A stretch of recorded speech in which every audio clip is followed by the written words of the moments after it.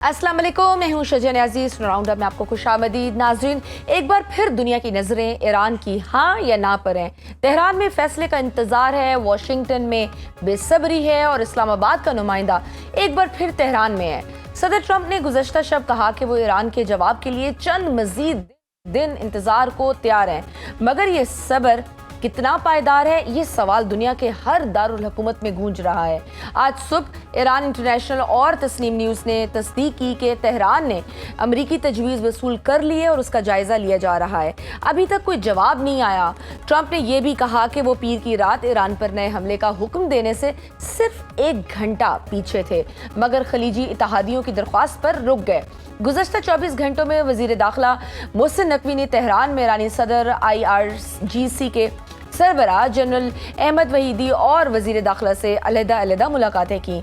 ईरानी सदर ने वजीर आज़म शहबाज शरीफ और फील्ड मार्शल आसिम मुनीर की फ़ाल सफारतकारी को सराहा और कहा कि पाकिस्तान ने नाजुक जंग बंदी को मुस्तहकम रखने में कुलीदी किरदार अदा किया। अल जज़ीरा और अल अरबिया के हवाले से खबर आई कि हज के बाद इस्लामाबाद में मुज़ाकरात का नया दौर हो सकता है और मुआहदे का ऐलान चंद घंटों में भी एक्सपेक्टेड है। मगर तस्वीर का दूसरा रुख देखें।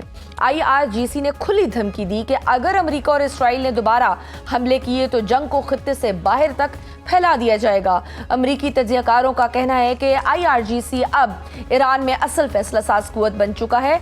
सदर की मुज़ाकरात की हमायत को हार्ड लाइनर्स ने घेरे में ले रखा है और यही तकसीम किसी मुआहदे की सबसे बड़ी रुकावट है। इंटरनेशनल क्राइसिस ग्रुप ने निशानदेही की है कि ईरान ने अपना हुर्मुज़ में अपने कंट्रोल का दायरा 25 मील से बढ़ाकर 500 किलोमीटर तक फैला लिया है। ये महज दिफाई पोजीशन नहीं, ये सौदेबाजी की ताकत है। CNBC के मुताबिक अमरीकी ऐवानों में भी महाज खुल चुका है। सेनेट में 50 बमुकाबला 47 वोटों से एक करारदाद को आगे बढ़ाया गया, जो ट्रंप को ईरान में मजीद फौजी कार्रवाई के लिए कांग्रेस की मंजूरी लेने पर मजबूर करती है। रिपब्लिकन सफ़ों में भी शुगाफ आ गया है, क्योंकि अमरीका में पेट्रोल $4.5 फी गैलन तक जा पहुंचा है। पाकिस्तान जो इस वक्त सालसी कराने में अपनी बाजी लगा रहा है, क्योंकि ये सब हमसे बेताल्लुक नहीं, लेकिन पाकिस्तान को अब रोकने के लिए खित्ते की दहशतगर्द रियासत भारत मुतहरक हो चुकी है। भारत के अपने अपोजिशन रहनुमाओं ने अलग कहा है कि मोदी की सफारतकारी पाकिस्तान को तनहा करने में नाकाम रही, जबकि पाकिस्तान आज ईरान अमेरिका सालसी में नई आलमी ब्रांडिंग के साथ उभरा है। पाकिस्तान ने बलोचिस्तान के तमाम अस्करी गिरोहों को बाज़ाब्ता फितनतुल हिंदुस्तान करार दे दिया हुआ है, यानी वो गिरोह जो अफगानिस्तान से पाकिस्तान में खून बहा रहे हैं, उन्हें बराह रास्त भारतीय झंडे की प्रॉक्सी तस्लीम कर लिया गया है। अक़वाम मुत्तहिदा की सलामती कौंसिल में पाकिस्तानी सफारतकार साइमा सलीम ने दुनिया के सामने भारत की रियासती दहशतगर्दी का चेहरा बेनकाब किया। कहा कि भारत फितनतुल ख़वारिज और BLA समेत दहशतगर्द गिरोहों को माली और अमली इमदाद देता है, मकबूजा कश्मीर में बेगुनाहों को निशाना बनाता है और अब पाकिस्तानियों की जिंदगी की शहरग दरियाओं का पानी रोकने की जिसारत कर रहा है। आज भी सिक्योरिटी फोर्सेस ने दहशतगर्दों के खिलाफ कार्रवाई की है। सिक्योरिटी फोर्सेस ने शुमाली वजीरिस्तान में ऑपरेशन के दौरान 4 दहशतगर्दों को हलाक कर दिया। सिक्योरिटी जराये का बताना है कि खारजी सरगना उमर उर्फ जान मीर के सर की कीमत 30 लाख रुपए मुकर्रर थी, जबकि हलाक दहशतगर्द सिक्योरिटी फोर्सेस और शहरियों पर दहशतगर्द हमलों का मास्टरमाइंड था। क्या तेहरान का ये खामोश जायजा डिप्लोमेसी है या खरीदना? क्या अबनाए हुर्मुज़ की बंदिश किसी मुआहदे से खुलेगी या नए हमले से? और क्या पाकिस्तान की ये शटल डिप्लोमेसी दुनिया के नक्शे पर इस्लामाबाद को मुस्तकिल सालिस की कुर्सी दिला सकती है? इन तमाम मौज़ूआत पर बात करने के लिए हमारे साथ मौजूद हैं middle east expert Mansoor Jafar साहब। सर, आपको वेलकम करती हूँ सनर राउंडअप में। मंसूर साहब, एक बार फिर मुआहदे और डील पर ड्राफ्ट्स तैयार हो रहे हैं। तेहरान ने अमरीकी तजवीज़ वसूल कर ली है और ईरान इंटरनेशनल और तस्नीम न्यूज़ दोनों ने तस्दीक कर दी है, मगर अभी तक जवाब नहीं आया। आपकी नज़र में ये खामोशी सफारती हिकमत अमली है, डिस्कशन हो रही है, या फिर कोई अंदरूनी इख्तलाफात हैं जो कॉमन ग्राउंड्स नहीं मिल रहे, या जानबूझकर वक्त खरीद रहे हैं? देखिए, इस माहिदे की जो नौइयत है वो बड़ी ही ज़्यादा कॉम्प्लेक्स है, तो लिहाजा ईरान जो है, क्योंकि माजी में कई बार डसा जा चुका है इसी मुज़ाकराती अमल के दौरान, उसको एक जारहियत का निशाना भी बनाया जाता रहा है। तो ईरान अपने कार्ड जो है वो बड़े ही कॉशियसली और केयरफुली जो है वो प्ले कर रहा है और उस बारे में कोई भी चीज़ जो है वो हाफ कुक्ड जो है वो मीडिया में रिलीज नहीं करना चाहते। जिसके नतीजे में अमेरिका को अपने अवाम और खासतौर पे अपनी कॉन्स्टिट्यूंसी को एक विक्ट्री का तासुर देने का मौका मिले।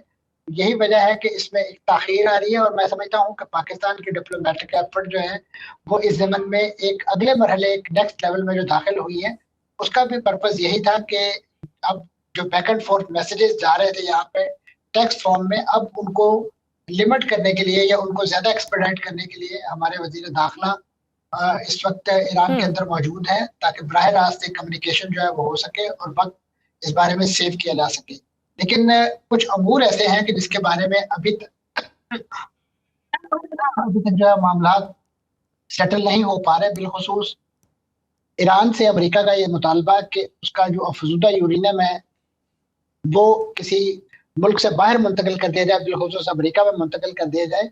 इस वक्त तक ईरान जो है इस बात पर तैयार नहीं है कि उनका अफजुदा यूरेनियम, और वो भी खासतौर पर बड़ी मिकदार में जो है वो ईरान से बाहर मुंतकिल किया जाए। वो खुद अपने यहाँ उसे डाउनग्रेड कर सकते हैं, उसकी मैनिपुलेशन कर सकते हैं, लेकिन वो किसी तीसरे मुल्क को हवाले करने के लिए तैयार नहीं है। ये एक अहम नुक्ता है कि जिस पर इस वक्त मुज़ाकरात जो है वो एक लिहाज से इख्तलाफ कह लीजिए या एक अदम इत्मीनान का एक कैफियत है ईरान की। तो यही वजह है कि आपने देखा कि कुछ स्टेक होल्डर जो है रूस की तरफ से बहुत ज्यादा एक हाइपर एक्टिविटी दिखाई जा रही है कि वो इस अफजुदा यूरेनियम को अपने यहाँ अमानतन रख सकते हैं, लेकिन ईरान के खासतौर पे जो उनके जो रहबर आला है, अगरचे वो मंजर आम पर नहीं है, लेकिन उनकी तरफ से जो अभी रिसेंट हिदायत आई हैं कि उन्होंने कहा है कि इस अफजुदा यूरेनियम की उसी तरीके से हिफाजत की जाएगी जिस तरीके से ईरान के दूसरे स्ट्रेटेजिक मफादात जो है उसकी हिफाजत ईरान के टेरिटोरियल जुरिसडिक्शन के अंदर रहते हुए की जा रही है। तो ये एक मैं समझता हूँ एक पॉलिसी गाइडलाइन भी समझ लीजिए इसे, या एक मुतालबा समझ लीजिए, और उसके साथ साथ दीगर बहुत सारे अमूर, लेकिन उसमें आबना हुर्मुज़ भी एक सर फहरिस्त है। उसके हवाले से भी जो ईरान ने एक मैकेनिज्म अपनी पार्लियामेंट से मंजूर करवाया है, उस पर अमेरिका को शिकायत है और वो दुनिया नहीं चाहती कि उसका जो सॉवरेनिटी जो है वो ईरान के पास चली जाए। तो ईरान यकीन उस पर तो किसी तरीके से कोई ना कोई ऐसा मैकेनिज्म एक्सेप्ट कर लेगा। इसमें तो माजी में ऐसी तजावीज़ भी सामने आती रही हैं कि ओमान, ईरान और पाकिस्तान मिलकर जो है इसको किसी तरीके से किसी फ्रिक्शन से बचाने के लिए या किसी मुसीबत से बचाने के लिए जो है इसको ओवरसी कर सकते हैं, लेकिन अभी इसके बारे में कोई हतमी तौर पे तयक्कुन से बात नहीं की जा सकती। एक आइडिया है, लाउड थिंकिंग है, बहुत सारे तजावीज़ जो है वो पेश की जा रही हैं, लेकिन अमेरिका इस आबना हुर्मुज़ को जैसे स्टेटस को पहले मौजूद था जंग से पहले, इसके बंदी से पहले, उसकी बहाली का मुतालबा कर रहा है। लेकिन ईरान को भी इसकी स्ट्रेटेजिक अहमियत का बखूबी अंदाजा है, तो लिहाजा ईरान किसी ना किसी दर्जे में अपनी एक लिहाज से थोड़ी सी एक लीवरेज जो है वो बरकरार रखना चाहेगा, और वो लीवरेज बुनियादी तौर पे किसी फ्यूचर हमले जो है उसको रोकने के लिए एक सेफगार्ड के तौर पर भी काम कर सकती है, क्योंकि इस वक्त ईरान का जो दूसरा तीसरा कंसर्न है वो एक ऐसा आप कह लीजिए माहिदा है कि जिसके नतीजे में उसे गारंटी दी जाए कि उस पर इस नौइयत के हमले जो है आने वाले दिनों में कुछ अर्से बाद दोबारा नहीं किए जाएंगे। अच्छा, ये वो नुकात है। आपने जिन नुकात की बात की है, अभी एक्सियोस और टाइम मैगजीन ने भी लिखा है कि एक 14 नुकाती मफाहमती यादाश्त तैयार है जिस पर दस्तखत हुए तो 30 दिन की मुज़ाकराती विंडो खुलेगी। मगर मुझे ये बताइए कि इस विंडो में क्या हासिल होगा? क्या ये हकीकी मुआहदे का आगाज है या एक और जंग बंदी का फ्रेमवर्क होगा?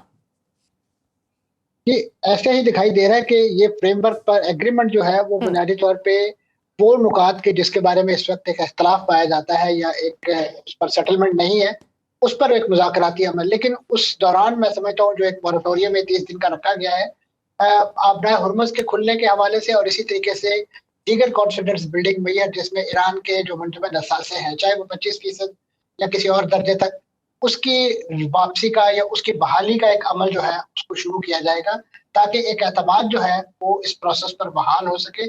और उस दौरान ये जो न्यूक्स वाला मामला है और इसी तरीके से जो ईरान के दीगर मुतालबात हैं उस पर ख़ासतौर पर ईरान का एक चौथा अहम मुतालबा ये भी है कि इस वक्त ये जो जंग बंदी है, अगरचे इस वक्त एक गैर एलानिया और इनडेफिनेट पीरियड के लिए है, लेकिन वो चाहते हैं कि इसको तमाम महाजों पर, इसमें लबनान भी शामिल है, उसमें इराक के अंदर भी तमाम महाजों पर इस जंगबंदी को एक्सटेंड किया जाए, क्योंकि इस वक्त ईरान समझता है कि उसका वो रेजिस्टेंस प्रोजेक्ट जिसके नतीजे में उन्होंने फलस्तीन काज को बहुत ज्यादा चैंपियन किया, हेराल्ड किया, उसके नतीजे में इस वक्त पनिशमेंट ईरान अमेरिका जो है वो लबनान को भी दे रहा है और वहां के हिजबुल्लाह को बहुत टफ टाइम दिया जा रहा है, क्योंकि शाम का जो महाज है, जो शाम का फ्रंट खो जाने के बाद हिजबुल्लाह के पास और पासरान इनकलाब के पास यकीनन एक पूरी सप्लाई चेन जो है वो इस वक्त डिस्टर्ब है, जिसकी वजह से उनका वो रेजिस्टेंस प्रोजेक्ट जिसको वो बहुत ज्यादा एक लिहाज से रीजॉइस करते थे, और उसके नतीजे में उनकी इस पूरे खित्ते के अंदर एक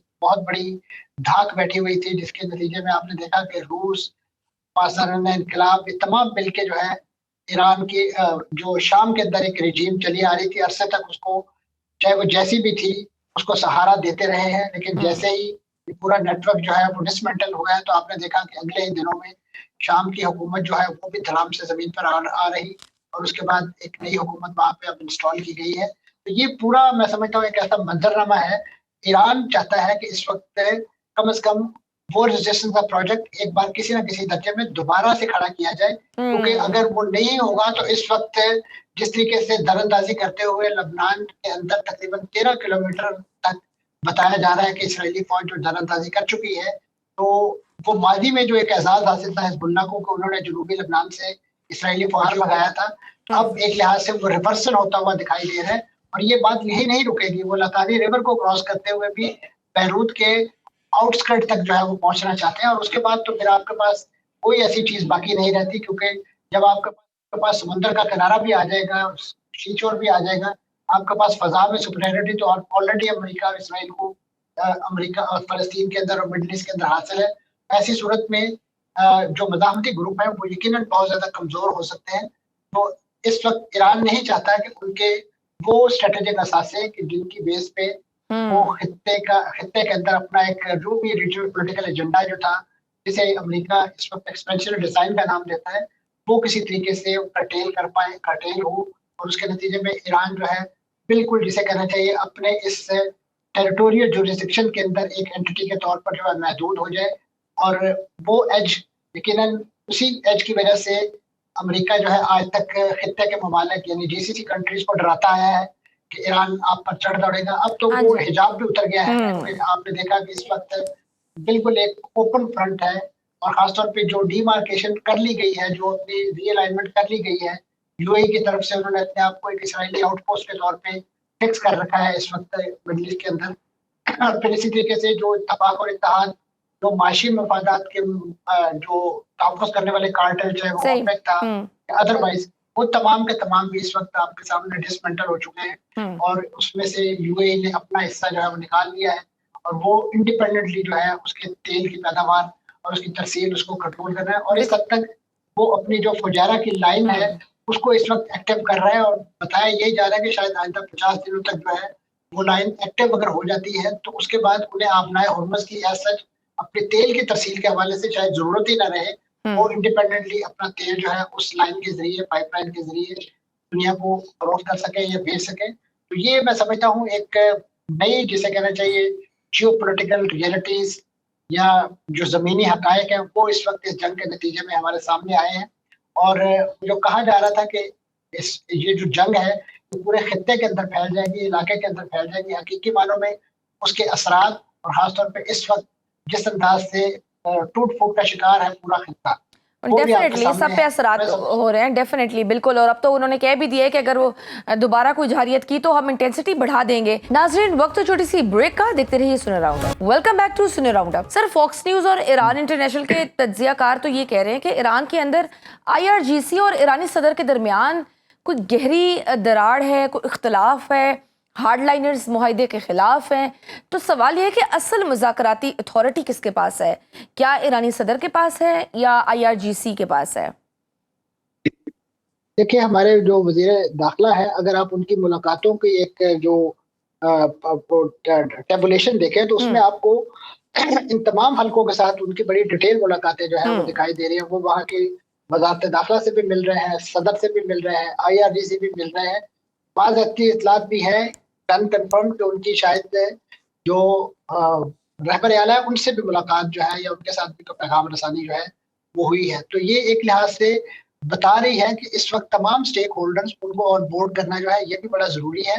और ये मैंने जैसे पहले भी अर्ज किया और यकीनन हमारी गुफ्तगू में बातें पहले आती रही हैं कि ये तो वेस्ट का एक बड़ा मरगूब एजेंडा है, खासतौर पे अमेरिका का और इसराइल का, कि वो इस्तेमार का जो एक पुराना आजमूदा नुस्खा है डिवाइड एंड रूल, उसको जी एम्प्लॉय करते हुए इस वक्त जो एक इत्तेफाक, इस वक्त जो एक यूनिफिकेशन या आपको एक हमांगी नजर आ रही है, उसको किसी तरीके से जिक पहुंचाई जाए ताकि मनमाने नतायज जो है और फिर उसकी जो एक लिहाज से जो वेरासिटी है, जो उसकी सदाकत है, जो फैसला किया जाएगा उसको एक मशकूक बनाया जाए कि ये फैसला तो ईरान के एक ग्रुप ने किया है या ईरान के कुछ हलकों ने किया है, इसमें अवामी वो राय हासिल नहीं है या वो इत्तेफाक हासिल नहीं है। तो ये मैं समझता हूँ एक जिसे कहना चाहिए इस वक्त डीमोरलाइज करने की एफर्ट तो हो सकती है। और यही वजह है कि जिन इदारों का आपने नाम लिया, जी ये बुनियादी तौर पे बैरून मुल्क से जो ईरानी हुकूमत मुखालिफ मुख्तलिफ एजेंडा सेटर्स हैं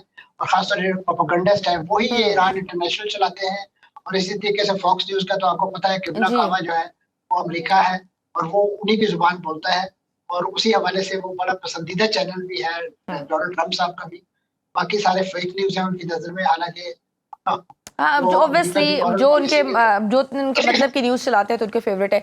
अच्छा सर, इस एक और रिपोर्ट भी मैं शामिल करना चाहूँगी। सीएनबीसी के मुताबिक अमेरिकी सेनेट में अबनाए हुर्मुज़ की नाकाबंदी और हमले के मामले में 50 बमुकाबला 47 वोट ट्रंप के खिलाफ पड़े।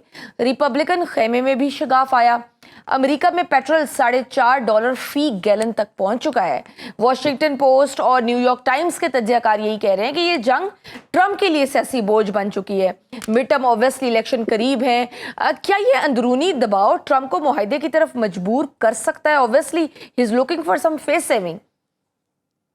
जी, सियासी तौर पे तो मेरा ख्याल है कि डोनाल्ड ट्रंप साहब की विजन बड़ी ही महदूद है, उन्हें शायद उसका डर नहीं है। लेकिन इस वक्त क्योंकि वो एक कारोबारी शख्सियत है, जो अमेरिका की कारोबारी कंपनियां हैं जो असल हिद्दत और शिद्दत महसूस कर रही हैं इस पूरे प्रोसेस की, इस अमल की, कि उनके जो कारोबारी मफादात हैं उनको नुकसान पहुंच रहा है। अगरचे वो कभी उनको बैलेंस करने के लिए जो वीकेंड पे एक ट्वीट करते हैं कि जिसके नतीजे में उनके दोस्त और खुद जो सट्टेबाजी करते हैं स्टॉक मार्केट के अंदर, वो बड़ी हद तक उनको फेवर करती है। लेकिन उसके साथ साथ मैं समझता हूँ एक उन्हें खुशखबरी भी मिली है इस पूरे प्रोसेस के दौरान। अभी रिसेंटली एक उनके स्टेट के अंदर एक प्राइमरी में उनके जो पार्टी के जो कैंडिडेट हैं वो उन्होंने पहला मरहला जीत भी लिया है।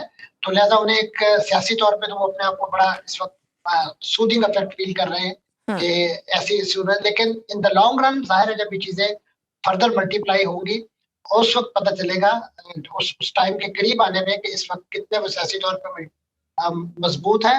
लेकिन इस वक्त जो उनकी मकबूलियत का ग्राफ है वो यकीनन अपने लोवेस्ट एप पर इस वक्त मौजूद है।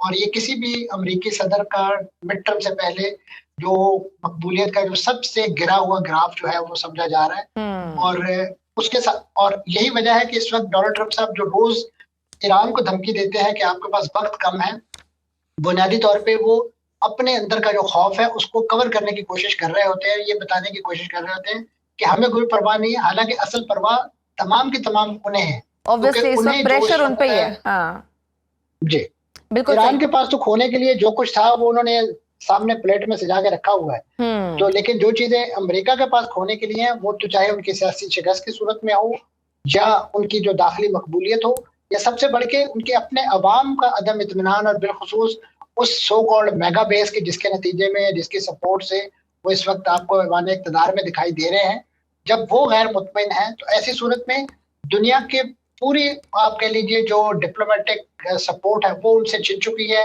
बरतानिया समेत इटली, स्पेन तमाम के तमाम जो है इस वक्त अमरीकी कैंप से निकल चुके हैं। नेटो जो है उनको जिस अंदाज से बुरा भला कहा गया वो भी इस वक्त एक बैड टेस्ट के साथ कभी कभार ऐसा कोई एक जिसे कहना चाहिए वक्ती तौर पे ऐसा बयान दे देते हैं कि जिसमें उनका मोरल बूस्ट करने की।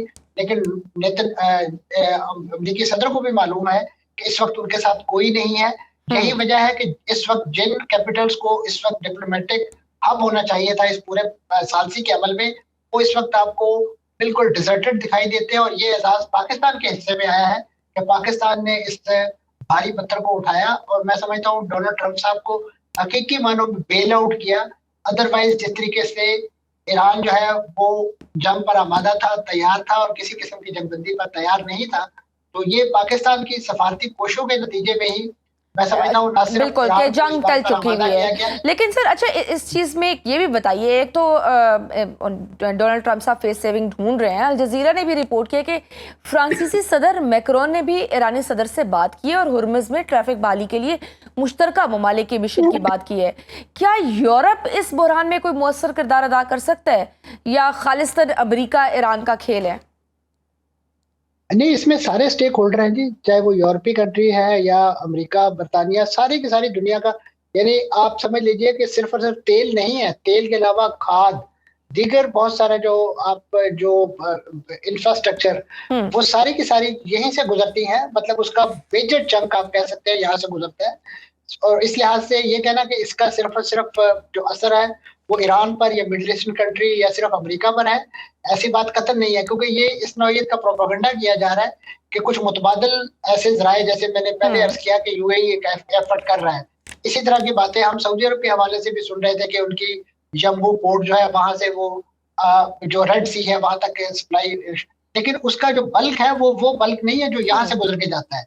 और फिर उसमें जो एक कॉस्ट इन्वॉल्व है। फिर दूसरे नंबर पे आपके पास क्या जमानत है कि कल को वो जो यम्बू से निकलने वाली जो पाइप है उस पर रास्ते में जो बाबुल मंदर वहां पे हूसी जो है, अगर ये जंग और इसका इस तरीके से खौफ बरकरार रहता है तो वो चोक पॉइंट जो है वो बंद नहीं कर देंगे। तो उसको खुलवाने के लिए फिर अमेरिका क्या इस्तेमाल करेगा? क्योंकि आपके इल्म में है कि माजी में उसी रेड सी के अंदर उनके अपने अपने यूएसएस कोल से लेके बहुत सारे जहाजों पर और खासतौर पर तजारती जहाजों को निशाना बनाया जाता रहा है। और वैसे भी जो रेड सी है वो तो इस वक्त बहरी कजाकी के हवाले से बड़ा बदनाम है।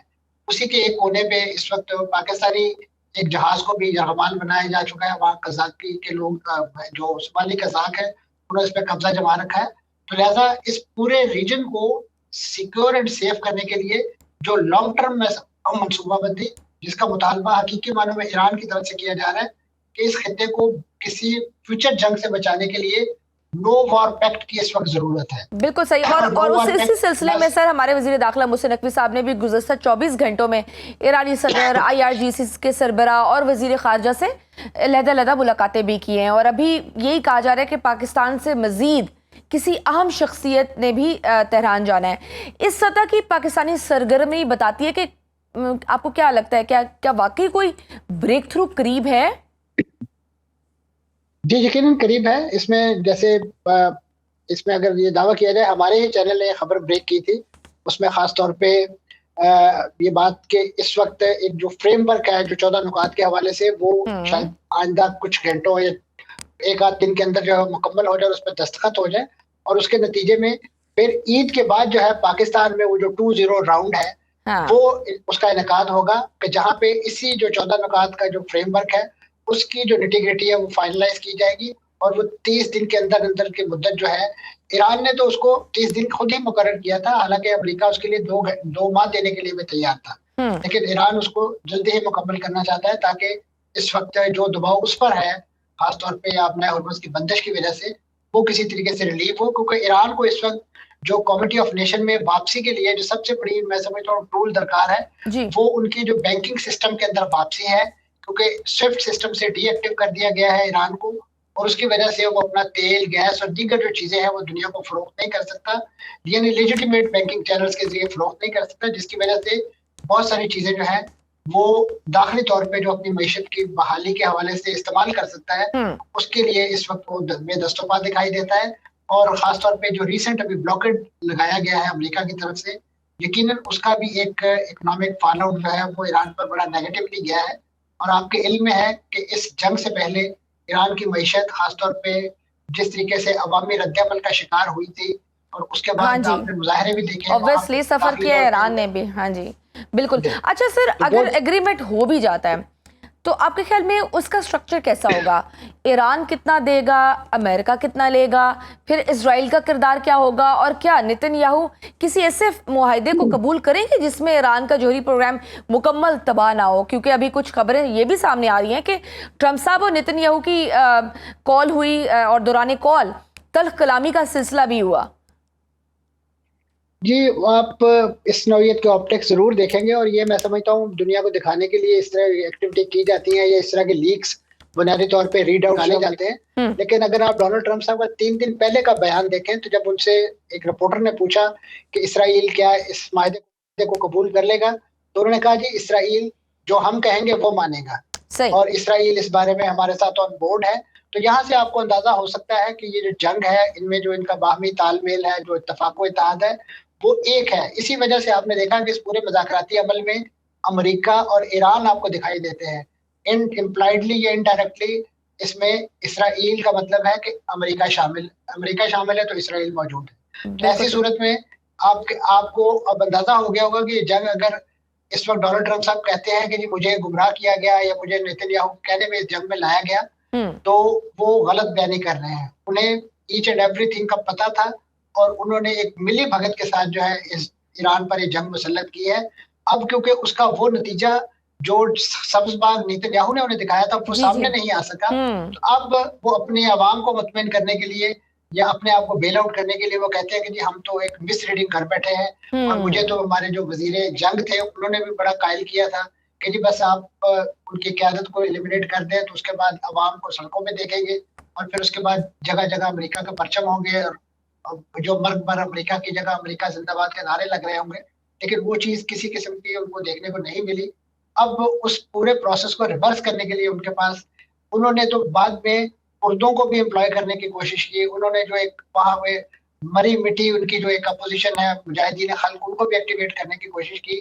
कुर्दों को तो जो असला इराक में फराहम किया गया था वो तो खुद उन्होंने इराकी हुकूमत के खिलाफ इस्तेमाल करना शुरू कर दिया। और वहाँ पे आपके इल्म में है कि इस वक्त इसराइली बेसिस तक जो है वो ट्रेस आउट हुई हैं। 2 इसराइली बेसिस जो है इराक के अंदर मौजूद हैं। तो लिहाजा इसराइल का वो जो एक लार्जर मिडल ईस्ट का या लार्जर इसराइल का जो एजेंडा है वो आपको इस वक्त अनफोल्ड होता हुआ दिखाई दे रहा है। लद्दाख में वो घुस गए, इराक के अंदर वो पहुंच गए हैं, मिडिल ईस्ट में उन्होंने अपनी आउटपोस्ट यूएई की शक्ल में बना दी है। तो यही असल जो लक्ष्य था ना जो अब्राहम अकॉर्ड के नतीजे में नाम नहाद नॉर्मलाइजेशन के प्रोसेस के तहत जो है वो शुरू किया गया था, जो 7 अक्टूबर 2023 को मज़ाहमती ग्रुपों के एक हमले के नतीजे में जो है बिल्कुल हाँ उसको सैबोटाज करने की उन्होंने कोशिश की थी। बिल्कुल ठीक, बहुत शुक्रिया मिडिल ईस्ट एक्सपर्ट जाफर साहब हमारे साथ मौजूद थे। नाज़रीन गुफ्तगू आपने सुनी, वक्त है छोटी सी ब्रेक का, देखते रहिए Suno round up. Welcome back to Suno round up. Program के इस हिस्से में मैं ज्वाइन किया है खालिद चिश्ती साहब, एयर कमांडर रिटायर्ड हैं और दिफाई तज्ज़ियाकार। आपको वेलकम करती हूँ सुनो राउंड अप में।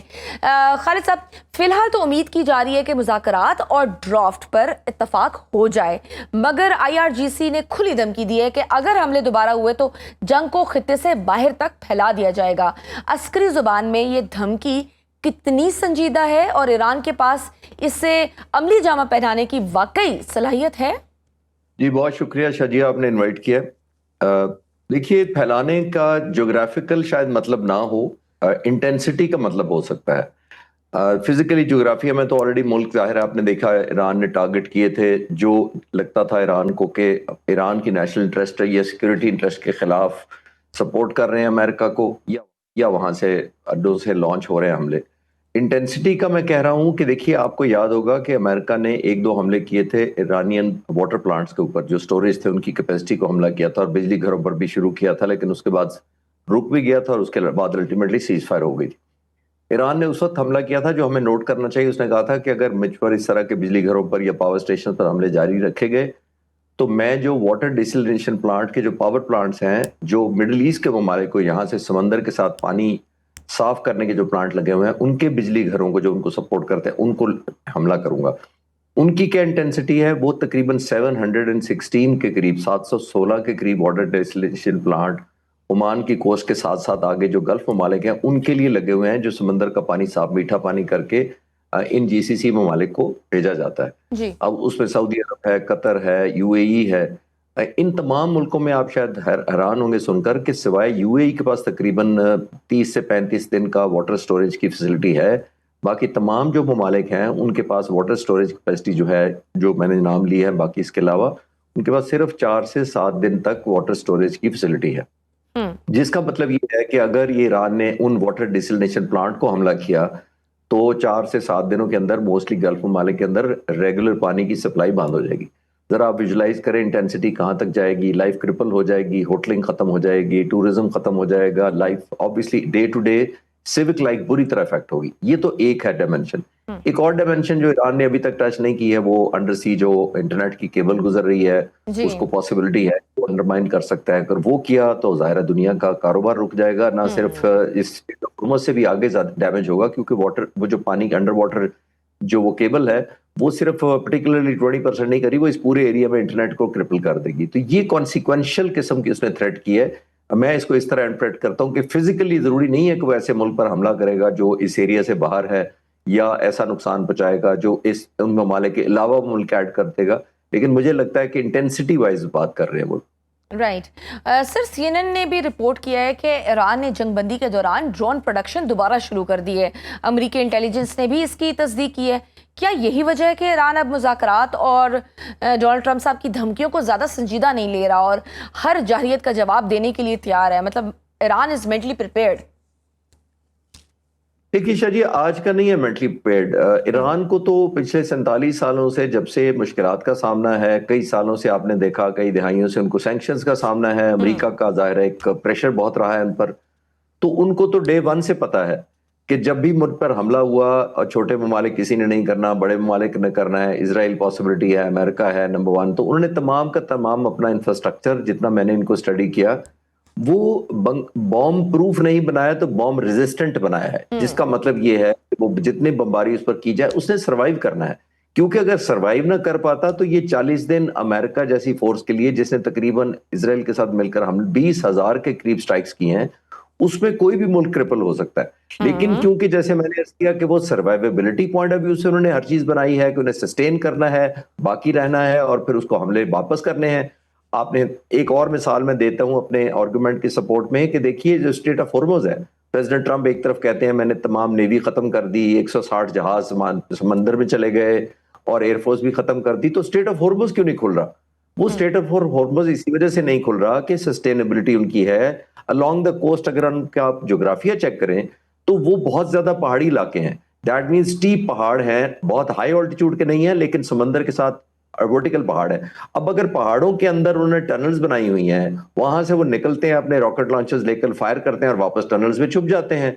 तो इसलिए उनको ढूंढना भी बड़ा मुश्किल है, टारगेट करना मुश्किल है। इसलिए उनकी सर्वाइवेबिलिटी है जो वो प्रोहिबिटिव स्ट्राइक इंपोज करते हैं, जिसकी डिटरेंस की वजह से आपने देखा कि स्ट्रेट ऑफ हॉर्मुज़ में कोई भी बहरी जहाज जो ऑयल टैंकर्स होते हैं वो इसलिए हिम्मत नहीं करते कि ना तो उनका क्रू मानता है इधर आने के लिए, और दूसरा जो इंश्योरेंस कंपनियां होती हैं वो नहीं एग्री करती कि हम इस पैसे से गुजरेंगे। ये होती है एक डिटरेंस जो आप कर रही है, सर्वाइवेबिलिटी जिसकी तरह मैं कर रहा हूँ। और वो ईरान को ये पता था। अब ये जितना उनको पता लगा है, बहुत सारे अभी मैं इंटरनेशनल जो न्यूज़पेपर्स हैं वो भी यही लिख रहे हैं कि 70% करीब उन्होंने रिवाइव भी कर लिया जो डिस्ट्रक्शन हुई थी।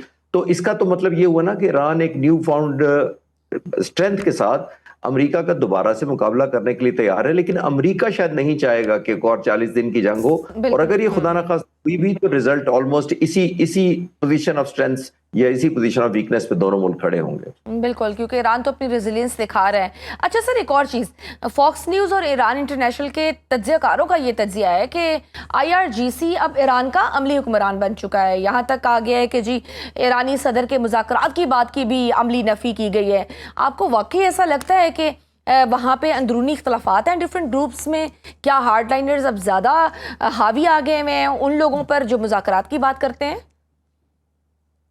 नहीं शदिया, ये मेरा ख्याल है ये प्रोपेगेंडा है ज्यादातर। ऑल्दो इख्तलाफात हो सकते हैं, ज़ाहिर है वॉर फाइटिंग है, हमारे के साथ जंग हो रही है, लेकिन ये इसको जिस तरह उछाला जा रहा है वो उतनी रियलिटी नहीं है। उसकी वजह ये है कि जब से ये पाकिस्तान इनकलाब हुकूमत में या पावर में है, उनका स्ट्रक्चर बिल्कुल ही क्लियर है।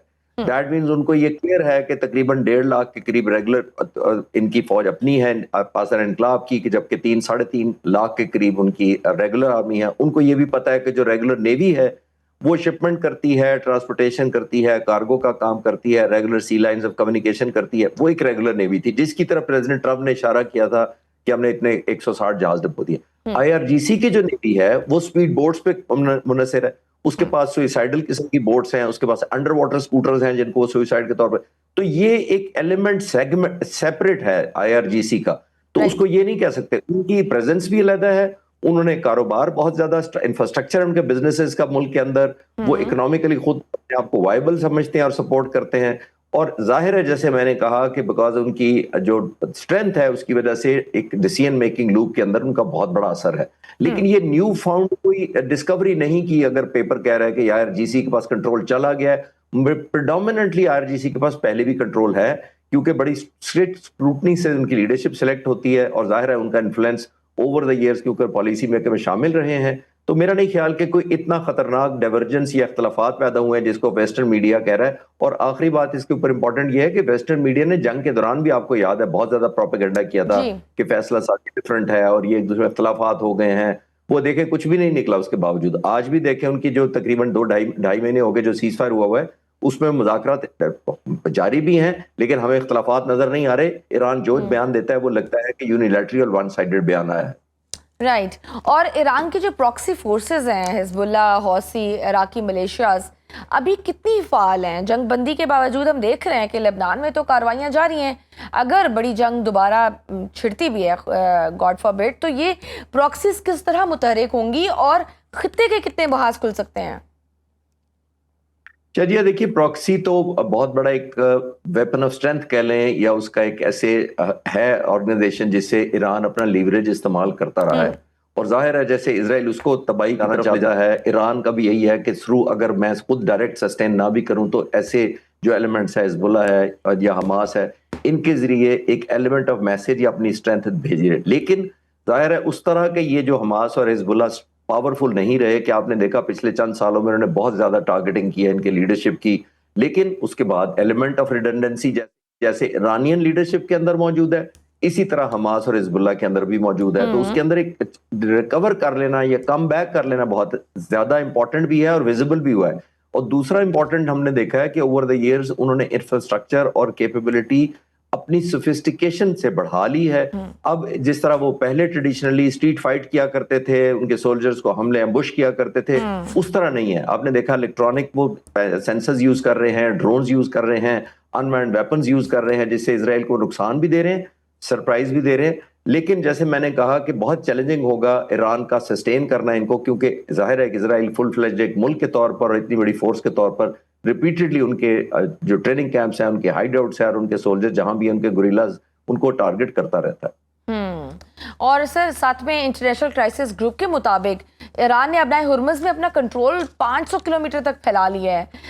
अगर हम ज्योग्राफिकली और दफाई नुक्ते नज़र से देखें तो ये पोजीशन कितनी मजबूत है और अमेरिकी बहरिया के लिए इसे तोड़ना कितना महंगा और ख़तरनाक साबित हो सकता है? देखिए, स्टेट ऑफ हॉर्मुज़ तो जैसे मैंने पहले सवाल के जवाब में अर्ज किया कि अमेरिका कहने के बावजूद कि हमने बहरिया तबाह कर दी है, नेवी खत्म हो चुकी है, वो नहीं खुलवा सका। दुनिया की सुपर पावर है, लेकिन देख लें आप तकरीबन 2.5-3 महीने सीज फायर होने के बाद जब वो चाइना गए तो फिर वो उम्मीद लगाए बैठे थे कि चाइना कोई मदद कर देगा स्टेट ऑफ हॉर्मुज़ खुलवाने में। तो ये एक इफेक्टिवनेस नजर आती है ईरान की, और दूसरी तरफ अमेरिका के सदर की बेबसी भी नजर आई हमें कि वो स्टेट ऑफ हॉर्मुज़ नहीं खुलवा सके। स्टेट ऑफ हॉर्मुज़ क्यों नहीं खुलवा सके, उसके जाहिर है मैंने जैसे 2 वजह हैं। एक तो जाहिर है एट्रिशन बहुत ज्यादा कॉज कर रहे हैं जो ईरानियन आईआरजीसी के जो बोट्स हैं, वो बहुत ज्यादा उन्होंने फियर क्रिएट किया हुआ है अपनी मिलिट्री कामयाबी की वजह से, कि उन्होंने कहा कि अगर कोई गुजरेगा तो हमें, इसीलिए आपने देखा तकरीबन 2000 के करीब शिप्स खड़े हैं, वो हिम्मत नहीं कर रहे हैं। एक तो वजह ये है। लोकल जो शिपिंग है वो मैसेज चला गया, इसलिए स्टेट ऑफ हॉर्मुज़ बंद है। जो यूनाइटेड स्टेट्स नेवी है वो अभी भी नंबर 1 है, लेकिन मैं अक्सर कहता हूं कि यूनाइटेड स्टेट्स नेवी जो है ना वो ब्लू वाटर नेवी है। ब्लू वाटर नेवी का ये है कि वो ब्लू पानी में दूर, समंदर के ब्राउन पानी से बड़ी दूर खड़ी होती है और शायद 600-700 किलोमीटर दूर से वो, या 500 kilometre depending on the intensity, threat कितनी है दुश्मन की तरफ से, वहां वो अपने बहरी बेड़े खड़े करते हैं जैसा उन्होंने इराक में किया और बाकी मुल्कों में किया, और वहां से फिर अपने फाइटर जहाज भेजते हैं। लॉन्ग रेंज रिफ्यूलिंग भी कर लेते हैं अगर जरूरत पड़े, फिर जाके स्टैंड ऑफ वेपन चलाते हैं, एयर डोमिनेंस क्रिएट कर लेते हैं जैसे उन्होंने इराक में की। तो वो एक वन वे किस्म का उनका ऑपरेशन होता था, उन्हीं की मर्जी से, उन्हीं की टाइमिंग से, उन्हीं की चूजिंग से, उन्हीं के इंटेंसिटी और वेपन सब कुछ खुद चूज करते हैं। अब थोड़ा सा डिफरेंट है। उसकी वजह यह है कि ये एक बंद गली है, समझे।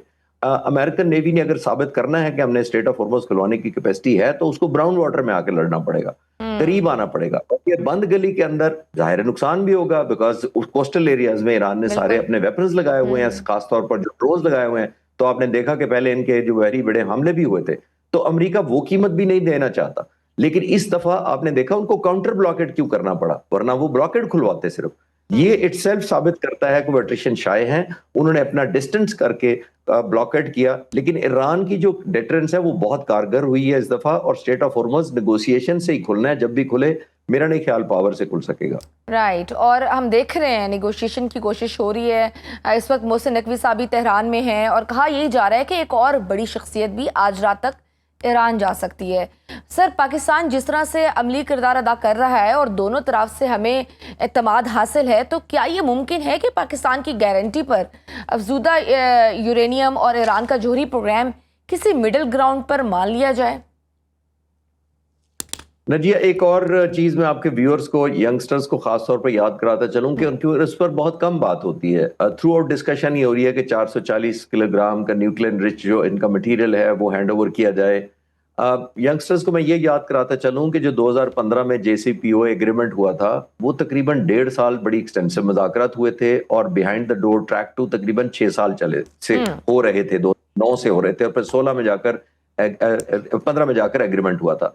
जब ये एग्रीमेंट हो गया था तो उसके तहत ईरान ने अपना 8 टन न्यूक्लियर इनरिच्ड मटेरियल रूस के हवाले किया था।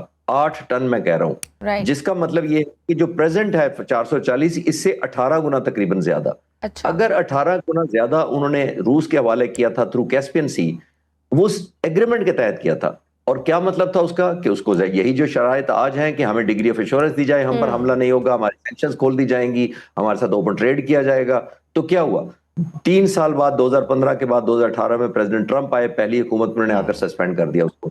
जब सस्पेंड किया तो इजराइल सबसे ज्यादा खुश था, और जब मुआहदा हुआ था 2015 में तो इजराइल ने सबसे ज्यादा परेशानी का इजहार किया था। तो मैं कहना ये चाह रहा हूं कि ईरानी लोग जस्ट लेजिटिमाइज पूछते हैं कि अगर हमने जब आपको 8 टन दिया था तो उस वक्त क्या बना, अब आप 440 किलोग्राम लेकर कहते हैं कि हम आपके साथ एग्रीमेंट ऑनर करेंगे। तो ईरानी हुकूमत को पता है, आखिरी जुमला इसके ऊपर ये है कि ईरानी हुकूमत को पता है, या खासतौर पर IRGC को पता है कि ये आखिरी लेवरेज है उनके पास नेगोशिएशन अपने हक में लेने का, क्योंकि स्टेट ऑफ हॉर्मुज़ अपनी जगह है, लेकिन मटेरियल अगर हवाले कर दिया तो वो डेटरेंस का एलिमेंट खत्म हो जाएगा। तो इसलिए वो सेंसिटिव भी है, और जाहिर है एलिमेंट प्राइड भी है उनको कि वो नहीं हवाले करना चाहते ऑब्वियसली, और दूसरा मिसट्रस्ट भी है।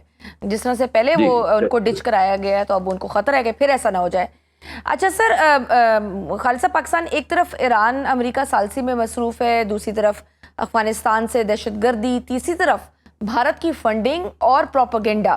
पाकिस्तान ने अफगानिस्तान के अंदर जाकर TTP के ठिकाने तबाह किए थे, मगर सवाल ये कि क्या ये एक बार की कार्रवाई काफ़ी है, या अब वक्त आ गया है कि पाकिस्तान बाकायदा मुनज़्ज़म और मुसलसल क्रॉस बॉर्डर ऑपरेशंस को अपनी मुस्तकिल दिफाई पॉलिसी बनाए? देखिए, बहुत चैलेंजिंग फैसला था, और आई एम श्योर आइंदा भी होगा, क्योंकि जाहिर है ये हमारी वॉर ऑफ चॉइस नहीं है, क्योंकि वॉर ऑफ चॉइस तो हमारी ईस्टर्न साइड पर भी नहीं थी जो हमने मुकाबला किया था मई 2025 में पिछले साल। हमारी तो वॉर ऑफ कंपल्शन ही रही है जब भी रही है, और ये भी कंपल्शन इसलिए है कि जाहिर मैं कर्ज करता आया हूँ कि हमने बड़े सैकड़ों नहीं हजारों की तादाद में इनोसेंट सिविलियंस, मिलिट्री पर्सनल और लॉ एनफोर्समेंट, इंटेलिजेंस, सबके जनाजे उठाए हैं। तो अब भारी हो गए थे, जाहिर मैंने जैसे किया कर्ज बढ़ता है हमारे ऊपर, एवरी जो हमारी जनाजा उठता है, तो हमने करनी थी स्ट्राइक। लेकिन मैंने उस वक्त भी कहा था, मैं आज भी कहता हूं कि ये हमने एक लीवरेज शो करना था, ये कंटिन्यूड एफर्ट है। जैसे मैंने कहा कि ये मिलिट्री बैक्ड बाय डिप्लोमेसी, ये कंटिन्यूस है। लेकिन अनफॉर्चुनेट पार्ट ये है कि अफगानिस्तान क्योंकि स्टेट की तरह बिहेव नहीं करता, वो एक कमिटी ऑफ नेशंस के रूल नहीं मानता, वो नेबरहुड के असूल नहीं मानता, वो अपनी जो इन्फ्लुएंस है, दोस्त है उनके, इवन रूस और चीन, उनकी नहीं मानता, तो अनफॉर्चुनेटली ऐसे ऑपरेशन करने पड़ते हैं। लेकिन मेरा ख्याल है सिलेक्टिव होने चाहिए, एस्केलेशन हमारे हाथ में रहनी चाहिए, लेकिन हमें इसको दायरा वसी करना पड़ेगा कि रूस और चीन और दूसरे ममालिक जिनका इन्फ्लुएंस है उनको इंगेज करके ये रियलाइजेशन करवानी पड़ेगी कि ये इस तरह का कंटिन्यूड ऑपरेशन जाहिर है पाकिस्तान के लिए ऑब्लिगेटरी होता है। लेकिन जैसे मैंने कहा ये कंटिन्यूड है, इसमें आप सिट बैक नहीं कर सकते कि हमने एक दफा ऑपरेशन कर लिया तो ये परमानेंट इलाज हो गया। लेकिन आखिरी जुमला इसमें क्वेश्चन ये है कि बहुत सारे ममालिक इसमें अब शामिल हो चुके हैं, पाकिस्तान के खिलाफ भी, इंडिया के अलावा भी, तो वो नहीं चाहते कि CPEC डेवलप करे, गवादर पोर्ट में पुरसुकून ऑपरेशंस हो सके, और ऑब्वियसली चाइना का यहाँ पे ट्रैफिक या इन्फ्लुएंस बढ़े। तो ये बहुत बड़ी पावर्स हैं जो इनडायरेक्टली इन्फ्लुएंस करती हैं इस तरह के हमारी जो क्या ना पीस प्रोसेस को भी, और ऑब्वियसली जो इस तरह की टेररिज्म है उस तरह हमें सपोर्ट भी आपने देखा कि हमें उस तरह नहीं मिलती बहुत सारे ममालिक से जितनी हमें मिलनी चाहिए। उसकी रीजन यही है जो मैंने अभी अर्ज किया। राइट और सर हम ये भी देख रहे हैं कि भारत की जानिब से दोबारा धमकियों में भी इजाफा हो चुका है। एक नमूना तो हमने मार्का हक में दिखा दिया है, उनको सबक भी अच्छा हमने चखा दिया है भारत के खिलाफ। अब साइबर वॉरफेयर का महाज कितना जिद्दत से फाल है? क्या इतनी जदीद टेक्नोलॉजी आ चुकी है कि अगर भारत किसी भी बराह रास्त जहरियत की कोशिश करे तो हम पाकिस्तान में बैठकर उसके पावर ग्रिड, मुवासलाती निज़ाम, मालियाती इंफ्रास्ट्रक्चर और फौजी कमांड सिस्टम को मुकम्मल तौर पर डिसेबल कर दें? क्या इतने हम इक्विप्ड हो चुके हैं? नहीं, मुकम्मल नहीं होता। ये part of the war strategy भी होता है और वॉर प्रिपरेशन भी होती है। हमने जब पिछली दफा किया था, खासतौर पर पाकिस्तान साइबर कमांड, पाक फिजाइया ने जो अटैक किया था, जिसकी तरफ आप इशारा कर रही हैं, वो उस स्पेसिफिक माहौल में था। पाकिस्तान की एयरफोर्स, ये मैं आपको कंफर्म कर सकता हूँ कि आए दिन तैयारी में रहती है। उन्होंने इम्प्रूवमेंट भी की है और ज्यादा स्ट्रेटेजाइज किया है, इनोवेशन की है और ये कंटिन्यूड होता है। किसी स्टेज पर आप ये नहीं कह सकते कि आज हमारा काम मुकम्मल हो गया और हमने लॉक एंड डन कर दिया। ये नहीं होता। एवरी पॉसिबल डे आपको तरक्की करनी पड़ती है, नई रेलेवेंस ढूंढनी पड़ती है और काउंटर टैक्टिक्स भी आते हैं। जाहिर है इंडिया को मालूम हो गया कि उनका जितना नुकसान हुआ था तो वो अपनी स्ट्रेटेजाइज कर रहे होते हैं और इंडिया इतना बड़ा मुल्क है, उनके पास ग्लोबल आईटी आउटसोर्सिंग का सिर्फ इंडिया के पास तकरीबन 55% बिजनेस है। तो जिसका मतलब ये है कि इंडिया ने सीखा होगा। हमें सिर्फ ये चाहिए कि हम कंटिन्यूड इनोवेशन, डेवलपमेंट और टैक्टिक्स में स्ट्रेटेजाइज करके अपनी वॉर प्लानिंग का हिस्सा बनाते रहें ताकि नए से नए सरप्राइज दे सकें। कोई स्टेगनेंट टाइम नहीं होता, डेड एंड डन नहीं होता कभी किसी से। राइट और सर इसके साथ ये भी अगर हो कि दिफाई जो हमारा इलाकाई जो दिफाई इत्तेहाद है, टर्की, चीन और पाकिस्तान, ये मिलकर कोई मुश्तरका अस्करी और सफारती महाज कायम करें, क्योंकि जिस से हम देख रहे हैं कि इंडिया और अफगानिस्तान ने गठजोड़ बना लिया हुआ है इस खत्ते में बदअमनी क्रिएट करने के लिए। How effective that would wish भी होगी और लॉजिकल भी यही बात है। सिर्फ थोड़ी सी ऑब्लिगेशन या चैलेंज ये आ जाता है कि जब कोई मुल्क ऐसे कन्वर्ज करना चाहते हैं जो डेवलपिंग है तो बहुत ज्यादा अलार्म बजते हैं मुख्तलिफ कैपिटल्स के अंदर। वो कितना ओवरकम कर पाते हैं ये ममालिक, उन पे देखना पड़ेगा। जैसे मिडल ईस्ट के ममालिक के बारे में अक्सर ये सवाल मुझसे किया जाता है कि आपको क्या लगता है जो जीसीसी के ममालिक थे, जिस तरह उन्होंने अमेरिका का सपोर्ट किया हुआ था, वो अब नए महाज डेवलपमेंट या नए अलायंसेज या नई किसी ग्रुपिंग के अंदर जा सकते हैं? तो मैं इसका जवाब यही देता हूं कि डिपेंड करता है कि उनकी ऑब्लिगेशन कितनी है, जो पहले मुआहदे किए हुए हैं, कितनी ज्यादा मजबूरियां हैं उनकी। तो ये जो ममालिक भी आते हैं लॉजिकल है। न्यू फाउंड रियलिज्म आया है, अमेरिका की वो माइट नहीं रही है, तो आई थिंक मुल्कों में रियलाइज हुआ होगा। लेकिन फिर देखना पड़ेगा कि कितना हौसला ये ममालिक रखते हैं, इकोनॉमिकली भी, पॉलिटिकली भी और डिप्लोमेटिकली भी, कि कन्वर्ज कर सकें एक दूसरे की तरफ। आइडियल होगा कि एक न्यू फाउंड ऑब्वियसली अलायंसेस बने ताकि एक एलिमेंट ऑफ सिक्योरिटी आए और वो रीजनल होना चाहिए इस केस की बजाय ट्रांस रीजनल या दुनिया के दूसरे ग्लोब से हमारी कोई हेल्प करे आपके। बिल्कुल सही, बहुत शुक्रिया sir, very kind of you. एक कॉमोडोर रिटायर्ड खालिद चिश्ती साहब हमारे साथ मौजूद थे। नाज़रीन, गुफ्तगू आपने सुनी। आज के प्रोग्राम में बस इतना ही, इजाजत दीजिए, अल्लाह हाफिज़।